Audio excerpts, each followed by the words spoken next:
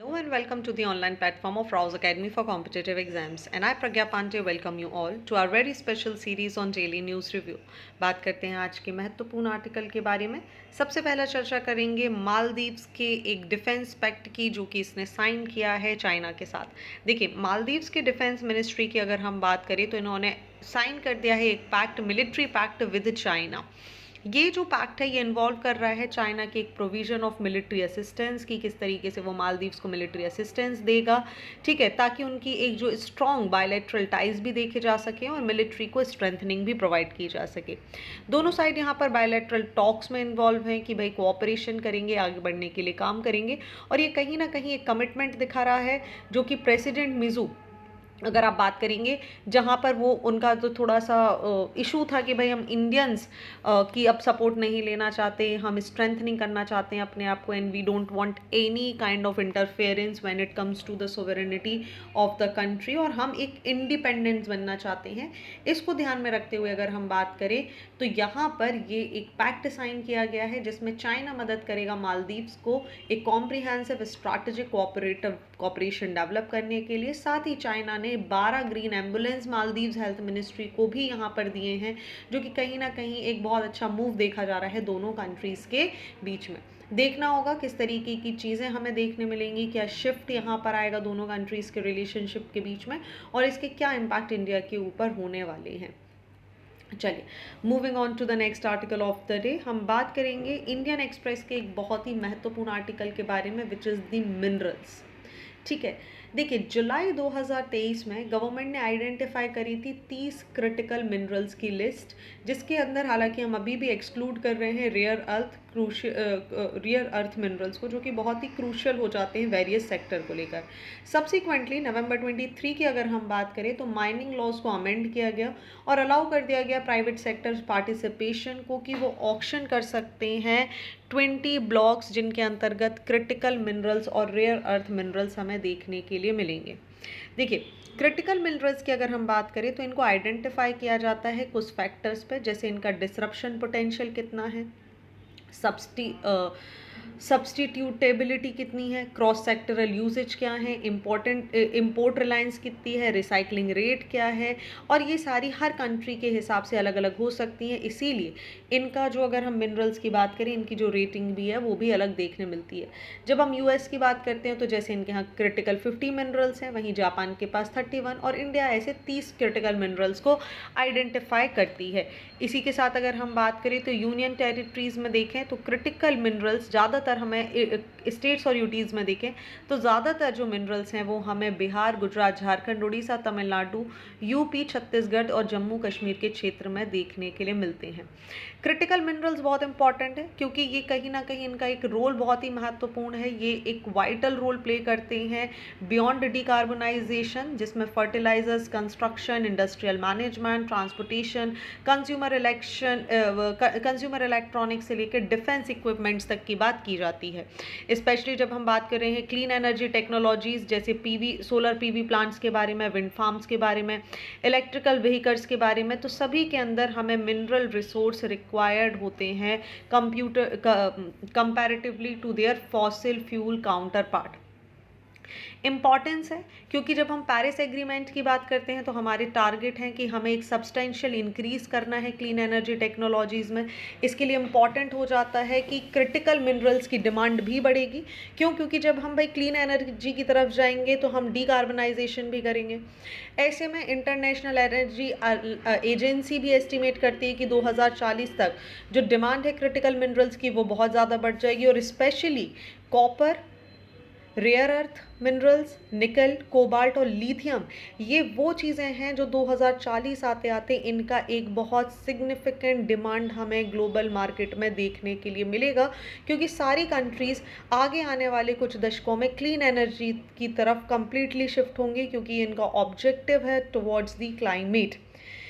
ऐसे में एक डिमांड के बढ़ने की वजह से आप देखिए, स्पेशली अगर हम lithium, cobalt, rare earth mineral जैसी चीज़ों की बात करें तो इनका जो कॉन्सेंट्रेशन है वो केवल कुछ ही कंट्रीज़ में है। जैसे आपको पता है चिली, इंडोनेशिया, ये सारी जगह पर ये मिनरल्स बहुत अधिकता में पाए जाते हैं। अकेले अगर हम ऑस्ट्रेलिया की ही बात करें तो ये 55% लिथियम रिजर्व इसके पास है। चाइना 60% रेयर अर्थ मिनरल्स को कंट्रोल करता है।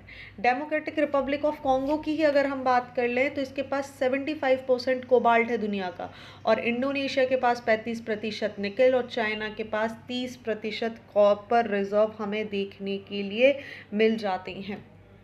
ऐसे में चाइना, जब हम बात कर रहे हैं तो ग्लोबल लेवल पर चाइना 35% वर्ल्ड निकल, 50 to 70% लिथियम और कोबाल्ट, और लगभग 90% रेयर अर्थ मिनरल लेके बैठा हुआ है। ऐसे में अगर देखिए चाइना चाहे तो कभी भी वो मैन्युपुलेट कर सकता है वर्ल्ड मार्केट को। That is why it is important कि हम इन सारी चीज़ों का एक रिजर्व अपने पास क्रिएट करें। स्पेशली जब बात कर रहे हैं कैथोड्स की, जब हम बात कर रहे हैं एनोड्स की, बैटरी सेल्स की, जब हम बात कर रहे हैं रेयर अर्थ मिनरल्स की, जब हम बात कर रहे हैं कोबाल्ट की, लिथियम की, जो जिनको चाइना पजेस करके रखता है, ऐसे में इम्पॉर्टेंट हो जाता है कि इंडिया को भी कहीं ना कहीं इस ग्लोबल सप्लाई चेन का पार्ट बनना होगा, क्योंकि चाइना की जो मोनोपोली है रेयर अर्थ मिनरल पे, क्रिटिकल मिनरल्स पे, वो कहीं ना कहीं उसे अलाउ कर देती है कि वो अपना एक जियो पॉलिटिकल लेवरेज क्रिएट कर सके। ठीक है, और इसी में आता है, देखिए चाइना की ये जो मोनोपोली है इसको रोकने के लिए ही जो इसका एक्सपोर्ट है उसे रिस्ट्रिक्ट किया जाता है to the countries like US and Japan. ये जो डोमिनेंस है ये कहीं ना कहीं ग्लोबल कंसर्न क्रिएट कर रहा है, जिसकी वजह से जो US led mineral security partnership है, जो कि जिसका मुख्य उद्देश्य है कि हमें सिक्योर करना है क्रिटिकल मिनरल सप्लाई चेन को, उस पर हैम्पर क्रिएट करता है। MSP which is the mineral security partnership की बात करें तो इसे यूएस के द्वारा शुरू किया गया था। इसके अंदर बहुत सारी कंट्रीज़ जिनके पास क्रिटिकल मिनरल डिपॉजिट्स मिलते हैं, जैसे Australia, Canada, Sweden, Norway, along with technology accessible nation like Japan, south Korea, ये इसका पार्ट है। कुछ मिनरल रिच कंट्रीज जैसे चिली, डीआरसी, इंडोनेशिया, उनकी अगर हम बात करें तो ये कहीं ना कहीं इस एमएसपी का पार्ट नहीं है, जो कि अपने आप में कंसर्निंग विषय है, क्योंकि जो कोर कॉन्सेप्ट है एमएसपी का वो है फ्रेंड शोरिंग। दैट मीन्स कहीं ना कहीं हमें ग्लोबल ऑर्डर को मेंटेन करना है, सप्लाई चेन को मेंटेन रखना है, और किसी भी स्टेट की, स्पेसिफिकली चाइना की ऑथोरिटेरियन जो इमेज है, ऑथोरिटेरियन जो माइंडसेट है, उसको कंट्रोल करना है।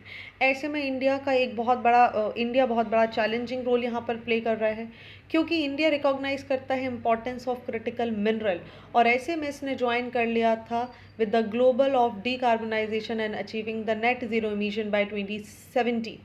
ठीक है, इसीलिए इंडिया ने ज्वाइन किया एमएसपी। क्यों? क्योंकि इंडिया भी चाहता है कि उसे चाइना जो जितनी बड़ी मुसीबत इंडिया के लिए क्रिएट कर सकता है, और कोई कंट्री इस समय इंडिया के लिए ऐसी मुसीबतें क्रिएट नहीं कर सकती हैं, क्योंकि इंडिया का जो एम्बिशन है वो है 500 गीगावाट का non fossil fuel power capacity create करना है 2030 तक, एक शिफ्ट लेना है इलेक्ट्रिक व्हीकल्स में, एक स्टेडी सप्लाई चेन हमें यहाँ पर क्रिएट करनी है, स्पेशली लिथियम और बैटरीज के कॉन्टेक्स्ट में। करेंटली इंडिया पूरी तरीके से इंपोर्ट पर डिपेंडेंट है क्रिटिकल मिनरल्स में। ऐसे में इम्पॉर्टेंट हो जाता है कि इंडिया इन मिनरल्स को सिक्योर करे। रोड ब्लॉक है, कहीं ना कहीं इंडिया की दो जो चीज़ें हैं वो इससे हैम्पर होंगी। एक तो इंडिया का जो आस्पेक्ट है भविष्य को लेकर वो इम्पैक्ट हो सकता है, और साथ ही चाइना भी इंडिया के लिए हर्डल क्रिएट कर सकता है। चलिए, क्रिटिकल मिनरल्स जैसा कि मैंने आपको बताया था इम्पॉर्टेंट हैं सभी हमें समझने के लिए। ये ग्रुप्स हैं मिनरल्स का और एलिमेंट्स का, जो कि एसेंशियल हो जाते हैं हमारी किसी भी इकोनॉमिक और इंडस्ट्रियल डेवलपमेंट को लेकर। साथ ही अगर हम बात करें इनका सिग्निफिकेंट इम्पैक्ट है, स्पेसिफिकली जो हमारे टेक्नोलॉजी ड्रिवन इंस्टीट्यूट्स हैं, electronics, renewable energy, defence application और सारी जगह, जैसे लिथियम का हम इस्तेमाल ईवीज़ में और एनर्जी स्टोरेज के रूप में करते हैं। कोबाल्ट का इस्तेमाल एक रिचार्जेबल बैटरी और एरोस्पेस अलाउस के लिए किया जाता है।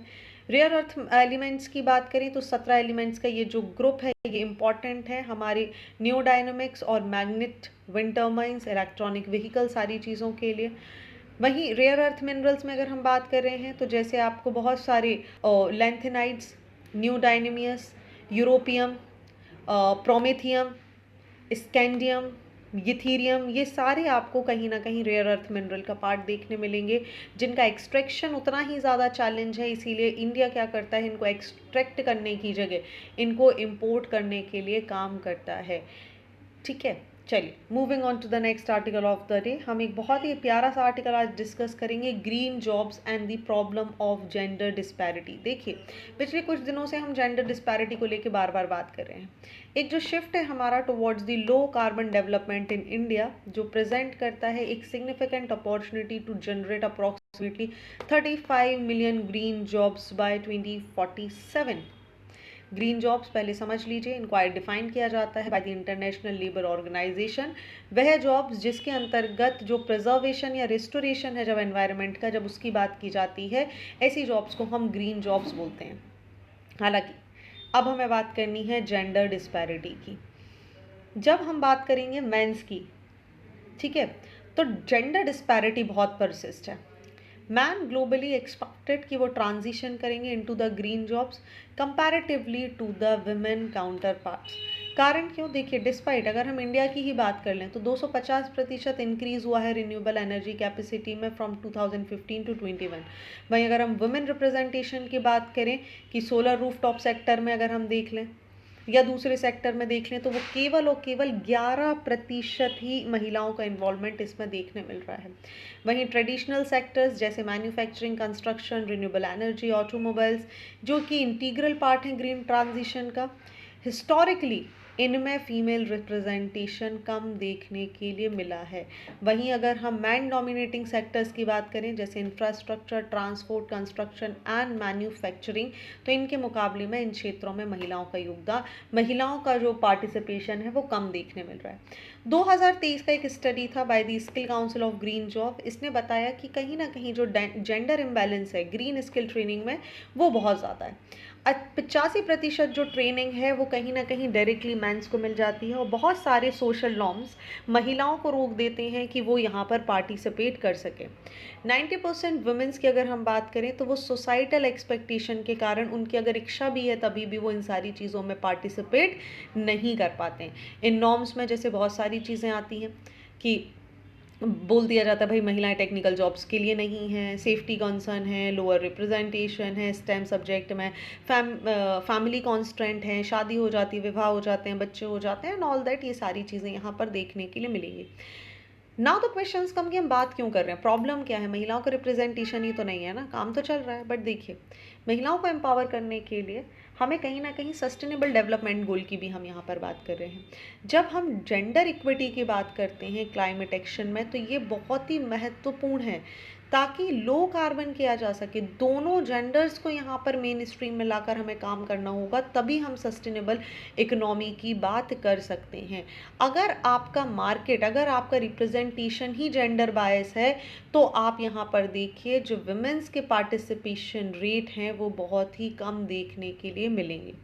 लॉन्गर रन में बात करें तो ये कंट्रीब्यूट करता है विमेंस एम्पावरमेंट को by creating economy, technical knowledge, social opportunities, foster greater agency, autonomy, ये सारी चीज़ें हमें देखने के लिए मिलती हैं।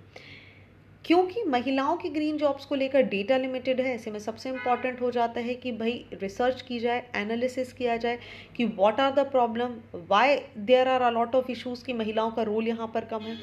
ग्लोबल डिस्पैरिटी को हमें दूर करना होगा महिलाओं के पार्टिसिपेशन को लाकर, ठीक है। और ऐसे में इम्पॉर्टेंट हो जाता है कि हम स्टेम ग्रेजुएट्स को लेकर काम करें। देखिए आप सभी को पता है इंडिया में 42% से भी ज़्यादा टोटल स्टेम ग्रेजुएट्स केवल और केवल महिलाएं हैं, जो कि रिप्रेजेंट करती हैं 30.8% in the key sector for green transition, जैसे इंजीनियरिंग, मैन्युफैक्चरिंग एंड कंस्ट्रक्शन। इस गैप को हमें कम करना होगा, दैट मीन्स इंटरवेंशन करना ज़रूरी है, लर्निंग को बढ़ाना होगा, मेंटरशिप को इम्प्रूव करना होगा, स्कॉलरशिप, फाइनेंशियल असिस्टेंस यहाँ पर देने होंगे, क्योंकि फाइनेंशियल सपोर्ट देखिए महिलाओं को बढ़ाने के लिए बहुत इंपॉर्टेंट है। जैसे आप ऐसे बहुत सारे लिटरेसी ट्रेनिंग प्रोग्राम्स लेकर आइए, आप ऐसे प्रोग्राम्स लेकर आइए जहाँ पर महिलाओं उद्यमियों को यहाँ पर ग्रीन ट्रांजिशन मार्केट में एंटर करने के लिए गवर्नमेंट की साइड से फाइनेंशियल पॉलिसीज़ मिलें, so that they can work more in that particular area। साथ ही हमें इंक्रीज़ करना होगा, जेंडर ट्रांजिशन क्रिएट करना होगा, जैसे सोशल प्रोटेक्शन की स्कीम्स लेकर आनी होंगी, केयर वर्क बर्डन कम करना होगा, स्किल डेवलपमेंट करना होगा, तभी हम जाकर जो महिलाओं का रिप्रेजेंटेशन है उसको यहाँ पर बढ़ा सकते हैं। ओके, इम्पॉर्टेंट है क्योंकि आप शिफ्ट करने वाले हैं, आप ग्रीन ट्रांजिशन की तरफ जाने की बात कर रही है विश्व और दुनिया। ऐसे में अगर हम महिलाओं को पीछे छोड़कर आगे जाने की बात करेंगे, दैट मीन्स हम कहीं ना कहीं प्रोग्रेस तो कर रहे हैं टेक्निकल पॉइंट ऑफ व्यू से, बट एक जो बहुत आपके समाज का बहुत बड़ा वर्ग है, आप उसको कहीं ना कहीं पीछे छोड़ते जाएंगे, राइट। चलिए, moving on to the next article, हम बात करने वाले हैं the dynamic of household consumption. देखिए, नेशनल सैंपल सर्वे ऑफिस ने, आपको याद हैगा कि अभी यहाँ पर इन्होंने रिलीज़ किया था एक fact sheet of the house hold consumption expenditure सर्वे। ये सर्वे होल्ड कर रहा है, इम्पॉर्टेंट है क्योंकि लास्ट रिजल्ट जो है हाउस होल्ड कंजम्पशन एक्सपेंडिचर का, उसे 2011-12 में रिलीज़ किया गया था। ऐसे में लगभग 11-12 साल बाद एक तरीके का कंजम्पशन पैटर्न हमारे पास आना, ये बताता है कि हमारी क्षमता कितनी बड़ी है चीज़ों को खरीदने की, और हमारा कंजम्पशन स्टाइल किस तरीके से हो चुका है। सो क्वेश्चन आ जाता है कि सर्वे यहाँ पर करता क्या है। देखिए, ये हमें एक इन डेप्थ एनालिसिस प्रोवाइड करता है कि हाउस होल्ड किस तरीके से काम कर रहे हैं, क्या उनका एक्सपेंडिचर है, क्या कंज्यूम करते हैं, क्या कंज्यूम करने के लिए कितनी चीज़ों का इस्तेमाल करते हैं। दूसरी चीज़, इन्फ्लेशन क्या है, कंज्यूमर की ख़रीदारी पे इसका क्या इम्पैक्ट पड़ रहा है। क्यों? क्योंकि आप देखिए 1950-51 से बात करें तो HCES यहाँ पर बहुत इंपॉर्टेंट रोल प्ले कर रहे हैं इंडिया के ग्रोथ नैरेटिव में। ना केवल ये हमें हाउस होल्ड के बारे में जानकारी देता है, बल्कि जितने भी इम्पॉर्टेंट फैक्टर्स हैं जो कि यहाँ पर हमें पॉपुलेशन या नेशनल पॉवर्टी, इन सब के बारे में इंडिकेशन देते हैं, उसकी भी जानकारी देता है। इनिशियली अगर हम बात करें तो लास्ट सर्वे को शेड्यूल किया गया था 2020-21 में, बट कोविड-19 के कारण डिले हो गया। उसके बाद इसको कंडक्ट किया जाना था 2022 में, बट 2023 तक इसको यहाँ पर शिफ्ट होना पड़ा, और एक कमेंडेबल 2 फेज अप्रोच यहाँ पर अडॉप्ट की गई ताकि जो भी यहाँ पर कंजम्पशन है उसे आसानी से कंप्लीट किया जा सके, उस रिजल्ट को यहाँ पर देखा जा सके। और इसी के लिए 2,61,746 हाउस होल्ड को यहाँ पर चुनाव किया गया ताकि यहाँ पर सैंपल डिज़ाइन किया जा सके, और एक अप्रोच रखी गई न्यू इंडिया को लेकर कि ठीक है, पहले हमारा कंजम्पशन स्टाइल डेफिनेटली अलग होगा, आज की वर्तमान अपेक्षाओं के अनुसार इसको डिफाइन किया गया था ताकि एक एफिशिएंसी हो, एक्यूरेसी हो। सर्वे में एक स्ट्रैटेजिक अप्रोच अपनाई गई। क्वेश्चन को 3 पार्ट्स में डिवाइड कर दिया गया कि हाउस होल्ड को 3 चीज़ों में, 3 सेपरेट मंथली विजिट्स, एक क्वार्टर में यहाँ पर डिवाइड कर दिया गया, और इसके आधार पर लगभग 407 आइटम्स में इस एक्सपेंडिचर लिस्ट को क्रिएट किया गया है। ठीक है, चलिए बात करते हैं NSSO के बारे में। नेशनल सैंपल सर्वे ऑफिस एक की एजेंसी है ministry of statistics and programme implementation के अंतर्गत, जिसे इस्टेब्लिश किया गया था 1950 में। नेशन वाइड सर्वे कराना, डेटा को कलेक्ट करना अलग अलग सोशियो इकोनॉमिक एस्पेक्ट पे, वाइटल इन्फॉर्मेशन प्रोवाइड करना पॉलिसी मेकिंग के लिए, प्लानिंग के लिए, रिसर्च के लिए, ये सारे कार्य आपको NSSO के देखने के लिए मिलते हैं। इसकी बात करें तो इसको हेड किया जाता है बाय द डायरेक्टर जनरल। इसके अंतर्गत लार्ज सैंपल सर्वेस किए जाते हैं जिनको ऑल इंडिया बेसिस पर डिवाइड किया जाता है। ऑफिस की बात करें तो प्राइमरली ये कलेक्ट करते हैं data through the nation wide house hold like annual sample survey industry या दूसरे चीज़ें। एडिशनली अगर हम बात करें तो NSSO इन्वॉल्व होता है रूरल और अर्बन प्राइस डेटा को लोकेट करने के लिए। साथ ही जो एरियाज़ हैं, क्रॉप एस्टिमेशन सर्वे हैं, अर्बन एरिया यूनिट हैं, इन सारी चीज़ों के लिए सैंपल सर्वे करने का काम करता है। NSSO की बात करें तो इसको 4 डिवीजन में बांटा गया है, which is the SDRD, which stands for survey design and research division. इसको लोकेट किया जाता, ये लोकेटेड है कोलकाता में। उस डिवीज़न का काम है जितनी भी टेक्निकल प्लानिंग है, फॉर्मुलेशन है कॉन्सेप्ट का, डेफिनेशंस हैं, सैम्पलिंग डिज़ाइनिंग है, इंक्वायरी शेड्यूल है, टैब्यूलेशन है, प्लानिंग है, एनालिसिस है, उसको कंडक्ट करना। दूसरा आ जाता है FOD, which stands for field operation division, जिसका हेडक्वार्टर दिल्ली फरीदाबाद में है, और इसका एक नेटवर्क है ऑफिस का थ्रू द कंट्री। FOD कहीं ना कहीं जो कलेक्शन है प्राइमरी डेटा का, उसको कंडक्ट कराने के लिए काम करता है। नेक्स्ट आ जाता है DPD, which is the data processing division with its main office in Kolkata and additional data processing centres. DPD handle करता है सैम्पल सिलेक्शन, सॉफ्टवेयर को डेवलप करना, प्रोसेस करना, वैलिडेट करना और डेटा को टैब्यूलेट करना। साथ ही लास्ट आ जाता है SCD which is the survey coordination division, जो कि न्यू दिल्ली में सिचुएटेड है। इसके अंतर्गत बहुत सारी एक्टिविटीज़ हमें देखने मिलती हैं कि बाय एनुअल जर्नल जिसका नाम है सर्वेक्षण, उसको यहाँ पर रिलीज़ करता है। एक ऑर्गेनाइज्ड नेशनल सेमिनार कंडक्ट कराता है ताकि सोशियो इकोनॉमिक सर्वेस को आसानी से कंडक्ट किया जा सके। चलिए moving on to the next article of the day, हम बात करने वाले हैं एक रिसेंटली ऑन गोइंग हुए इशू के बारे में, जहां पर गूगल ने बहुत सारी इंडियन एप्लीकेशंस को डिलीट कर दिया था। लगभग 1 दर्जन से भी ज़्यादा इंडियन फर्म्स की एप्लीकेशन थी, उसके एंड्रॉयड ऐप मार्केट प्लेस से इनको हटा दिया गया था 1 मार्च को। हालांकि ये जो मूव था ये यहाँ पर कहीं ना कहीं जो एक बहुत ज़्यादा डिस्प्यूट इंडियन कंपनीज और गूगल्स के बीच में चल रहा है, जिसके अंदर लीगल प्रोसीडिंग है मद्रास हाई कोर्ट और सुप्रीम कोर्ट की, उसको ध्यान में रखते हुए इस तरीके की चीज़ें हुई थी। हालांकि ministry of electronics and information technology ने इस मैटर में इंटरवीन किया और इस मैटर को तुरंत ही सुलझा लिया गया। समझते हैं कि रूट कॉज क्या है। देखिए, कोर इशू है around the Google's platform fees for in app purchase of purely digital services, जैसे ई बुक परचेज या OTT streaming subscription. Google charge करता है एक फ़ी जो कि 11% से 30% पर ट्रांजैक्शन होती है, जिसके अंदर अगर हम बात करें तो ये जो फ़ी है ये सपोर्ट करती है गूगल प्ले को मेंटेन करने में और एंड्रॉयड इकोसिस्टम को डेवलप करने के लिए। ये जो एग्जैक्ट फ़ी है ये वेरी करती है with developers using Google's billing product. ये पे करते हैं 15% फॉर रिकरिंग सब्सक्रिप्शन, और if there annual revenue from in app payment is less than $1 million. Larger firms 30% के आसपास पर यहाँ पेमेंट करती हैं। इंडिया और साउथ कोरिया की अगर हम बात करें, जहाँ पर रेगुलेटरी स्क्रूटनी बहुत ज़्यादा है, गूगल चार्ज करता है 11% या 26% अगर डेवलपर किसी भी तरीके के डिफरेंट पेमेंट मेथड का इस्तेमाल करता है। Indian developers including Bharat matrimony, Disney Hotstar, ये यहाँ पर इन फीस को एक्सॉर्बिएंट मानते हैं। कुछ का ये भी बोलना है कि भाई हम लीगल रूट अपनाएंगे। कोर्ट्स को भी अप्रोच किया जहाँ पर अवॉइड किया जा सके paying the fees all together. ये जो डिस्प्यूट था ये प्राइमरली सेंटर था on the size of the fee, with developer contending that while Google has the right to charge a fee for its app store ecosystem, the magnitude of the fee is the point of contention. India and South Korea both have witnessed intended regulatory scrutiny of Google's platform fees, leading the company to adjust its fees from 11% to 26% in these regions for developers choosing alternative payment method. ऐसे में ministry of electronic and information technology को intervene करना पड़ा और बोला गया कि भाई आपने जितनी भी ऐप्स को रिमूव किया उन्हें प्लीज़ रीस्टोर कर दीजिए। जो फंडामेंटल इशू है प्लेटफॉर्म फीस का वो अभी भी अनरिजॉल्व है, अभी भी यहाँ पर डिसएग्रीमेंट बना हुआ है दोनों के बीच में। Then we have to see क्या अंतर आता है। समझिए क्या डिफरेंशियल इम्पैक्ट है एप्पल और गूगल में। एप्पल यहाँ पर फेस कर रहा है relatively less pushback in India due to fewer user of its product. Google which its dominant Android platform encounter करता है सिग्निफिकेंट रेजिस्टेंस।